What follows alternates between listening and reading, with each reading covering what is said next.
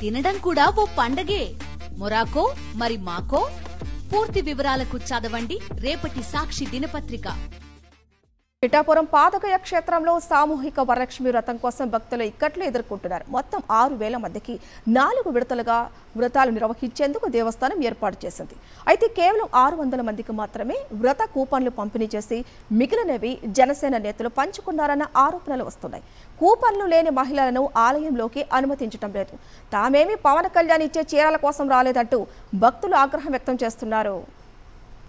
అమ్మవారి సన్నిధిలో వ్రతం ఆచరించాలని ఆశపడిన తమకు నిరాశ ఎదురైందంటున్న మహిళా భక్తుల ఆవేదనను వారి మాటల్లో మా ప్రతినిధి రాజు అందిస్తారు.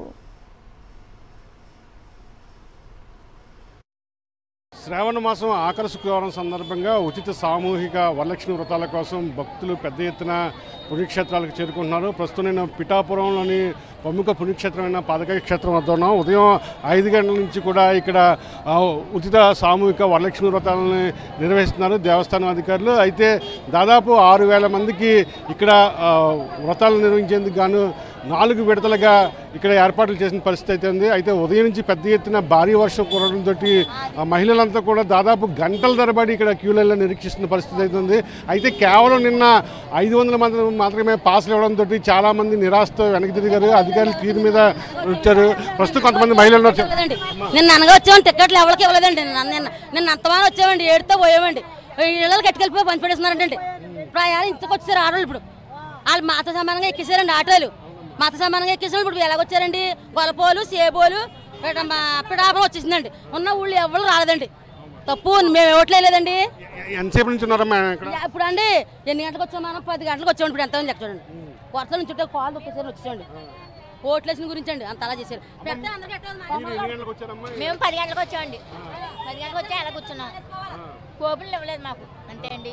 దాచేసుకున్నారండి పెద్ద పెద్ద నాయకులు అందరూ. ఏం చేస్తాం? సగం మందికి ఇచ్చినా సగం మందికి వెనకాల మరి కోపులు ఇచ్చారండి. రూపులో ఏ పడేసారండి. ఏం పడక పూజలు కానీ వెళ్ళాలి కదండి.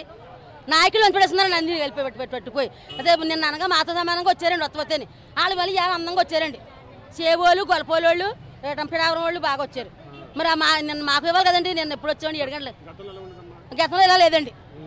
లేదండి లేకపోతే మా నిరుడు వచ్చామండి మేము. ఇంతకండి ఫోన్లో పెడతాం ఇందుకు, చీరలు ఇస్తున్నాం, పూజలుగా 2 అంటాం ఇందుకు. మామూలుగా చెప్పేస్తే వచ్చినాం. అంత చేయనప్పుడు ఏం చేయాలంటే అంత చేయనప్పుడు మాట ఊరుకోవాలండి. పూజలు ఆడ పూజ మట్లో చచ్చిపోతారు. ఇప్పుడు అందరూ కొండూరు నుంచి వచ్చాండి. పొద్దు నుంచి వచ్చి టికెట్లు లేవంటున్నారండి. వచ్చాం అంత దూరం నుంచి పూజ జగన్ ఎత్తున్నారు చేయమని వచ్చామండి.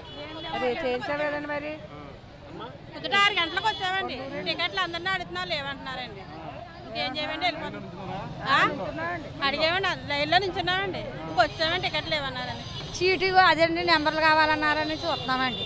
లేవండి, ఎవరు ఎత్తలేదండి. మరి ఇవ్వకపోతే మరి వెళ్ళిపోవా ఉండవా అని చూస్తున్నామండి. ఏదో పూజ అన్నారని అందరూ ఆశపడి వచ్చామండి. వచ్చి ఆ పూజకి ఉపాసంతో ఉన్నామండి. ఇప్పుడు మళ్ళీ పెంచుతాను ఇంకా ఎత్తారన్న ఆశతప్పుడే ఉన్నామండి. లైన్లో నుంచి ఉన్నామండి, ఇవ్వలేదండి. అస్సలు కాళ్ళ చుట్టాల కాళ్ళ బంధువులకి వాళ్ళకే సప్లై చేసుకుంటున్నారండి.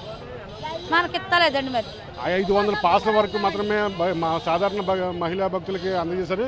మిగిలినన్నీ కూడా రాజకీయ నాయకులు తీసుకుని వాళ్ళ బంధువులకు ఇచ్చడంతో ఉదయం 6 గంటలకు వచ్చినా సరే దాదాపు 12 గంటలకు వస్తున్నా సరే ఇంతవరకు కూడా వాళ్ళకి కూపన్లు ఇవ్వడంతో గంటల తరబడి పాదగయ క్షేత్రం ముందు మహిళలంతా కూడా బారులు నిలబడిన పరిస్థితి. ఒకవైపు భారీ వర్షం కురవడంతో గొడుగులు పట్టుకుని ఆ పూజ కోసం గంటల తరబడి మహిళలంతా కూడా నిరీక్షిస్తున్న పరిస్థితి ఉంది.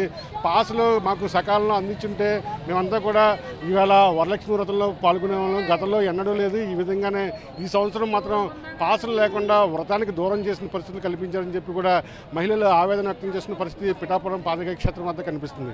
జర్నలిస్ట్ వెంకటరామతో కలిసి కరెస్పాండెంట్ రాజు, సాక్షి టీవీ, పిఠాపురం నుండి.